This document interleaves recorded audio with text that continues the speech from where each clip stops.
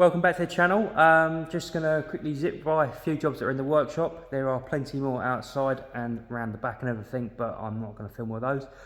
Just doing a quick introduction video to say thank you for the support on the last videos. Hopefully you enjoy these. Not actually 100% sure what it's going to be about yet, so I won't say, but I'm sure the thumbnail will explain it. But hope you enjoyed the video. Some of this filming again was from ages ago, some of it wasn't. So hope you enjoy and leave some comments as to what you want to see. Do you want us to, do I talk too much? Do you want to see more work? Do you want to hear more about like business things that, you know, the good and the bad in the business in a day? Let us know. But hope you enjoyed the video and we'll see you soon. And another week timing chain on this one. But as they got to put in the top chain on, they noticed that if you look at that camshaft, that cut in it shouldn't be like that. Someone, I think this has probably had a timing chain snap before and they've just cut the top of that off to get the pin out. Absolute mess, and I'll include a little video of what the cam pulley was like. I had to mute the clip here, but that cam pulley is totally fouled, as you can see. That should be locked into a fixed position and it is floating about all over the place. Got a Citroen relay in for airbag ECU failed. It's MOT, common issue. Discovery in, we did a turbo on this, and what else did we do? We did a turbo and something else. Turbo, oh, it's probably a timing chain. Probably a timing chain. Come back with blowing. He suspected it from the turbo that had been fitted. It wasn't, it's injector seals. Another Discovery, we did I think again a turbo and timing chain on it. This one's got DPF issues, so we've got to have a look into that. This Renault that's got its head off, 30-odd thousand miles, terrible. But there'll be a separate video on this. This Transit was in for starting issues and a service. Well, it was in for 4 injectors, and it turns out it was the injectors that had actually gone. Was a bit of a nightmare to find. Wouldn't start properly. Never seen it before. Spoke to a couple of Transit expert specialists that had never, you know, we did all the checks, but we think there's something wrong inside the injectors, so that they're dribbling fuel when it's trying to build pressure up. Then it was hunting and needed an SRV sort of suction valve in the pump, so that's all done. So that's good. And another Land Rover in from Scotland or Yorkshire, I believe, that needs a timing change. So yeah, been a busy week last week and this week. This is actually Sunday, but I just needed to pop in to grab some stuff, so I thought I could do an introduction video for this video. And this is a 2012 Golf. Had a turbo failure and it's quite well serviced. I mean, most of this has actually been cleaned out. It was worse than this. We're going to chuck this away and just put a different rocker cover gasket on it. But what happened is the injector seals went, I think it was number 1. These ones are, I think, no, maybe not, maybe it was these, I'm not sure. But basically the injector seals fail and it blows carbon up the top past the obviously the copper washer, blows it up the side of the injector, and the rubber washer on these keeps the carbon down, but it obviously goes into the oil, so the oil was disgusting, and I'll include a few photos of it now, but that's quite interesting. This is the the full lot of injector seals we did this week. Don't know why we suddenly had a run of them. A couple of them were on a Transit, so we had a Transit that had a turbo that failed after a year, not with us, no, it wasn't even a year later. Had a turbo put on it, had a Recon Ford turbo put on it, that failed shortly after. Then they put a genuine new turbo from Ford on it, that failed, and that had done the same as what this was doing. It was pressurising the crankcase, and the theory is that it stops the oil returning properly in the turbo, and it did the turbo in, and sure enough, yeah, the injector seals had failed. We sorted them out and put a turbo on it, so hopefully that will be fine as well. But just an interesting one, really, that little things like injector seals going can cause bigger problems down the line. Random, but I thought we'd include this clip. This was one in from last week. It was a Qashqai. The guy booked it in for a diesel leak, and then it kind of got put off because they needed the car, and then it came in on a recovery truck, and basically the diesel leak was leaking from somewhere around the injector area. It's gone down to the auxiliary belt, and then the auxiliary belt has come off and wrapped around the crank pulley, and it smashed this plate on the side of the engine, which I believe is just the crankshaft seal housing. and basically written the engine off. When you spin this camshaft, you can feel resistance on 2 points. One point there's nothing, as if the valve's bent, and on another one it's completely locked up no matter where the crank is. So unfortunately it wasn't worth repairing, so a little fuel leak has caused this little Qashqai to be totally written off. So that's 2019, yeah, 2019 Ford Focus here, 1 litre EcoBoost, with a noisy gearbox, and I thought we'd pop the microphone on the car so that you can hear what we can hear before we pull it apart and see what's actually gone wrong with it.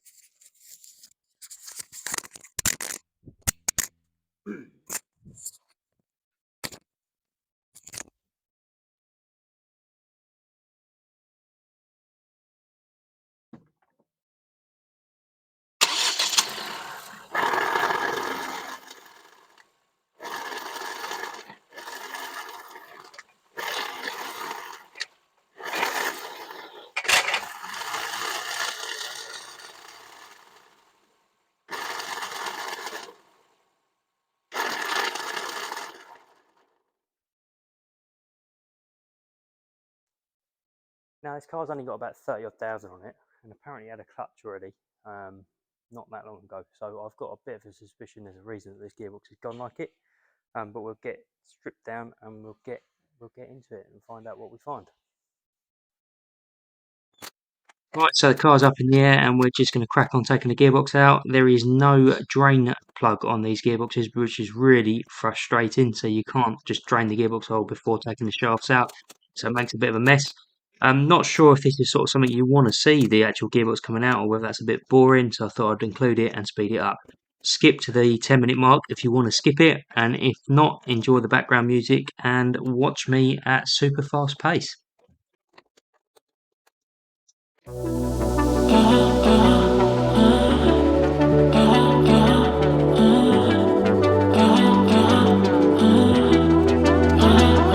Always ends the same when it was me and you.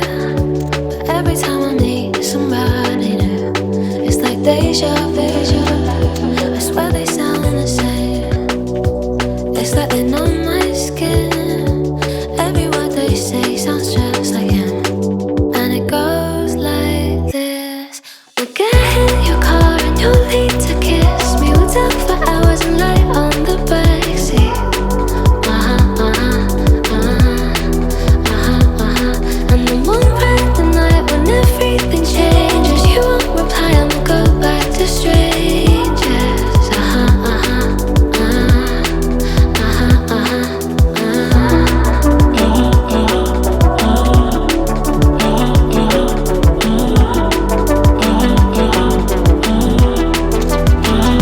It's something that I hate, how everyone's disposable. Every time I date somebody new, I feel vulnerable, that it'll never change, and it will just stay like this. Never ending dating, breaking up, and it goes like this: we'll get in your car and you'll need to kiss me. We'll talk for hours and lie on the backseat. And then we'll ride the night when everything changes. You won't reply and we'll go back to strangers. It always ends the same when it was me and you. But every time I meet somebody new, it's like deja vu. And when we spoke for months, what did you ever mean it? And how can they say that this is love when it goes like this? We'll get in your car and you'll need to kiss me. We'll talk for hours and lie on the backseat. And then we'll ride the night when everything changes. You won't reply and we'll go back to strangers.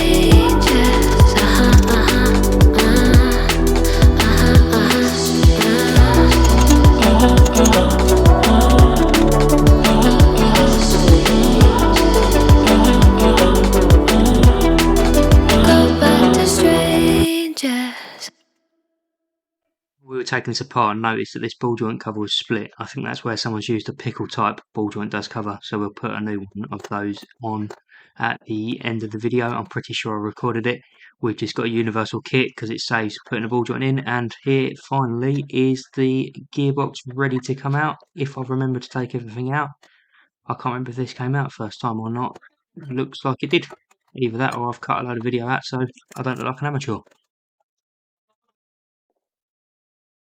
That does not look anywhere near enough oil to me, and it didn't look like it was leaking. There's a small engine oil leak on this car, but bearing in mind there was a tiny bit of oil in this container anyway, I think that might be the what's killed this one. Right, so I've spun it upside down and we can now pull this box apart. Now, being totally honest, I've never opened one of these gearboxes up ever, so I don't know if there's anything hidden that we need to deal with before opening this up, but we will find out.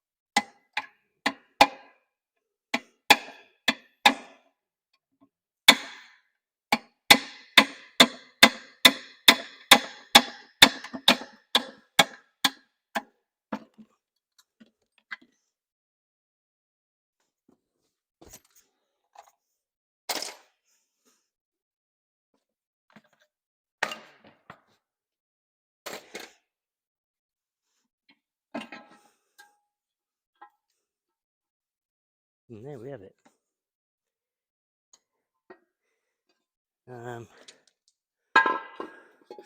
Right, there's the magnet, which is pretty full, as you can see. I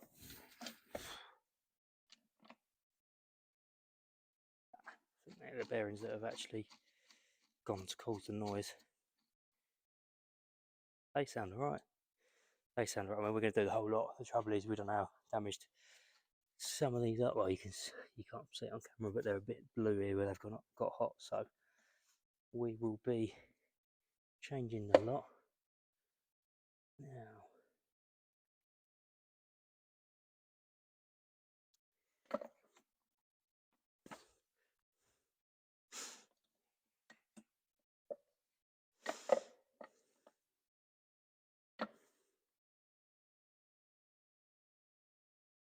Suspect that we are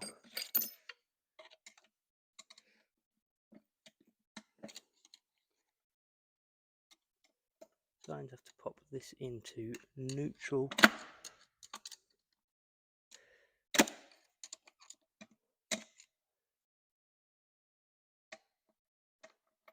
Maybe that spins right out of the way. That would be my guess.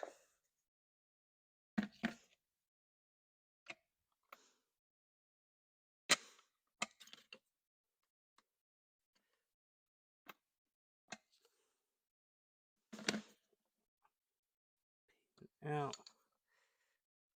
So that's that one out of the way. That won't come out of the way till the diff's out of the way. Diff won't come out of the way till that one's out of the way. So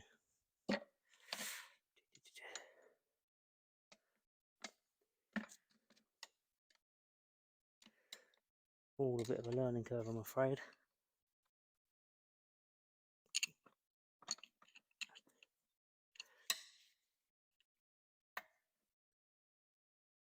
I'm just wondering if this spins right out of the way. I don't think it does, but I am just checking, which it doesn't.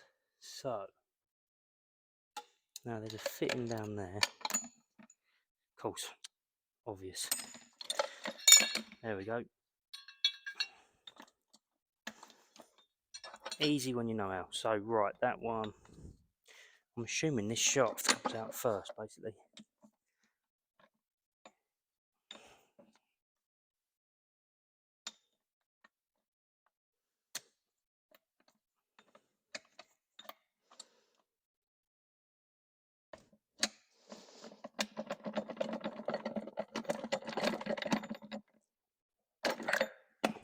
There we go. So there is the input shaft. That one sounds right. That one sounds absolutely horrible. But that will be furthest away from the oil, so that would make sense. Got one here which they do look worn. And I'll take my gloves off in a minute and I'll show you how blue that bearing is.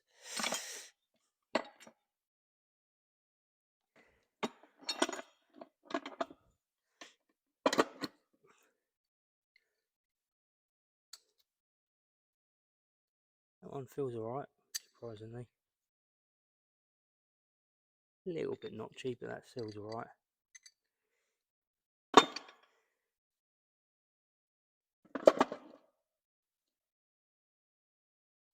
And the diff bearing sounds alright. Okay, so that all looks pretty good. Really should put this on the bench, but I've got another gearbox on the bench, so I'm waiting for bits for it. I'm just going to pause the video and show you. Look how blue that is. It's a bit difficult to say that because it's got a blue tab underneath it, which obviously doesn't help, with the reflection of it, but it is just a dark sort of blue anyway. What's concerning me the most is the amount of bronze in this. Look at the bits there. That says to me that one of these synchros is a bit damaged. We'll go with second gear one first and take a look at that, because that's always a nice common one that goes. So we'll find second and we'll see what it's like. So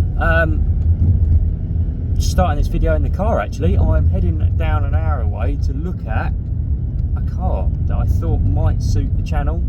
I'm not sure how it's going to pan out, so you might not even see this, but effectively I was sitting on Facebook, as you do, and someone said, does anyone want to buy an FPace that needs an engine? And then when we looked through the comments, the car's done 250,000 miles, and I thought that sounds like a really bad idea. So why don't we give it a shot? I thought we've had so much videos and sort of negativity on these engines that I thought, hang on, this could make potentially a good little YouTube series for everyone. So it makes no sense to buy it whatsoever, to do it up, to sell it.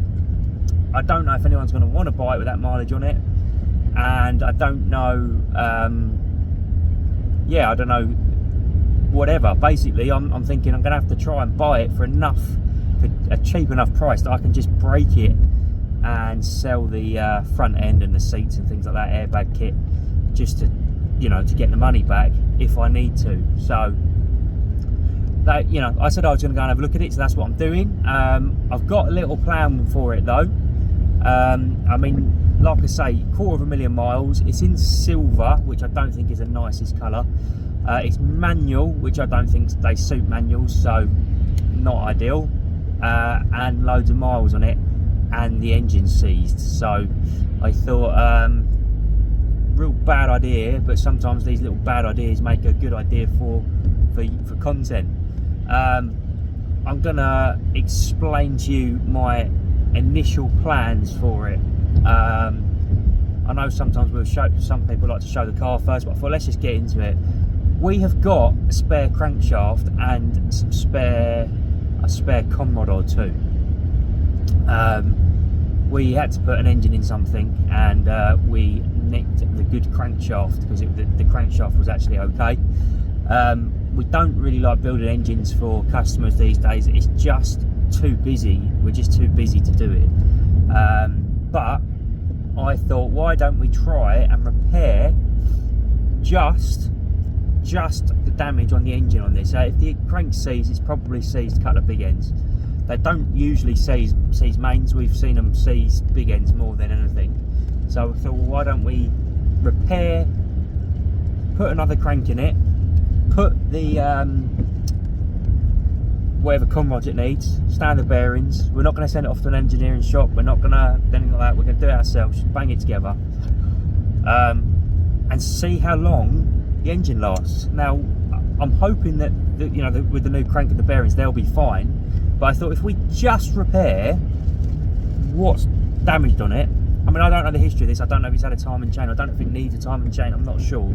But I thought it would be interesting to see how many miles, if I put this on our fleet and we use it as like a bit of a company pool car to do everything, every bit of running around we can do, use it to get to work and back and things like that. How many miles can we get on a standard engine? Yes, okay, it's had a crankshaft repair. I mean, at that sort of mileage, I think it's entitled to need a crank. That's fine. But how many miles can we get this thing up to on everything else standard? Like not putting pistons in it, not doing a turbo if it's half knackered, not looking at the injectors, basically doing everything almost wrong. But let's just see how tough these things are. It's obviously been a motorway commute car to do those sort of miles, so it'd be really interesting. I mean, I've been dying to pull an engine apart and put it on the channel just to sort of show you really in depth of what these engines are like, and I feel like this is a good opportunity. It might not come off, but it's definitely got to be worth having a look. They've given a half a sort of figure they wanted for it, which I don't really want to pay, I'll be honest with you. Like I say, I want to be able to get the car back to ours. I want to be able to have the time paid for to strip it and sell the parts that will sell quickly and get the money back. I don't want it sat around if we're going to scrap it or whatever. So it needs to be the right price. But what I'm also, on the flip side, I'm hoping that it will make a great series. You'll be able to see us build an engine up, sort of, and yeah, go from there. So I will cut back in when we're there and give a quick walk around of the car, and then we'll try and buy it basically. And here is the car. It's pretty tidy. I've had a look at it already. Sorry, it's parked in a really tight little location now. Dirty, and other than a little dig there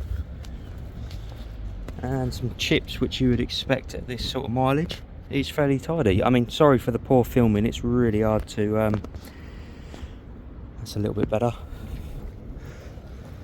It's in such a tight little gap now. So not quite as many miles as I thought. It's done 237,000. It's an something sport, R Sport. I've got no idea what trim levels mean. I'm not particularly into Jaguars, but as you can see, it's got the Ingenium engine. So it's had injector seals done. You can see where they've been leaking before, and I think they've basically checked it all out and found that the engine has seized. So guy was driving and he said it just made a little shudder, and a mile later it just cut out. So yeah, I won't do too much more filming here because it's a working business all around. It's manual. I mean, even the seat doesn't look too bad for that mileage. The guy's gone all over Europe in it, but we'll film this again when it's back with us. So here's the car. Bit more space to get around it now. It's a bits of damage and rash and things like that, which you'd expect. Like I say, it is high mileage, say chips and stuff. But basically, the guy did, I mean, I'm sure he won't mind me saying, he did a lot of hotel work. So he would just be on the road all the time, on the motorways and things like that, all across Europe, not just the UK. But no, overall it's pretty tight. Like I say, you have got that little mark there, and a few marks on the front, some few light scratches that will polish out. But he had new tyres, 30 miles, pair of front tyres. I think the car had done 30 miles and then the engine seized. I mean, he wasn't actually bitter about it. He was quite impressed with the car overall. Yeah, I haven't even looked in the boot. Oh, electric boot. Didn't even expect that. Under tray in there because they've taken off to have a look. Yeah, I mean, I can't be bothered to go under the bonnet again right now, just purely because I'm on my way out home. But no, it's a fairly tidy car. They have got a few bits off, the turbo pipes off and things like that, so I'm assuming they've tested all that. We did put a jump pack on it and it just clicked. But yeah, overall I'm pretty impressed. I don't believe this has got any of the upgraded sound system in it. I say I know more about the Land Rover side than the Jags, but this doesn't have any Meridian badges or anything like that on it. Better not actually put it on thinking about it. But yeah, still got sat nav, cruise control, heated seats, etc. Bit of carpet wear to prove the mileage. But I think, yeah, we're going to try our best. I forgot to go and show you the crankshaft that I had, which we're going to plan. I think that is the plan. We're going to try and put it in there. So can we get it to 300,000 miles would be the goal. The only trouble is none of us really do that many miles, but we'll try and use it for absolutely everything. Probably get it sign written as well. Book pack. Don't think there's any service history because I think it's all been put online. It was a Land Rover specialist, so I'd imagine they've done that. But yeah, no, overall I'm happy with it. Don't really want to bore you to death, just keep showing you around the car, but we'll get into it in the next video. We'll be ripping the engine out of it. I did just quickly try the sound system and actually no, it is pretty good. I don't know, so basically we're not sure whether to try and have this as a courtesy car. I think we need them. We don't want to advertise courtesy cars too much. They are a bit of a pain, but we do think, you know, we do need one or two. We've got an old BMW at the moment, which is fine. It gets people out of trouble if they're desperate. And I've got a little Peugeot 107. I don't normally lend it out. It's a bit horrible, but obviously we're doing so many Land Rovers and Jags. It does make sense to have a Jag. The only thing is it's not automatic. And a lot of people do seem to ask at the moment for the autos. We have got, I don't know if you're going to see this video first, but we've got two Evokes, one being manual, actually a solid car, and I think it's going to be an incredibly reliable car for someone. It's a bit basic spec one, a bit of a basic spec one, but we never actually planned on keeping it as a courtesy car. But I bought a it's a 2.2, so it's not a 2 litre, it's a 2.2, but it's automatic.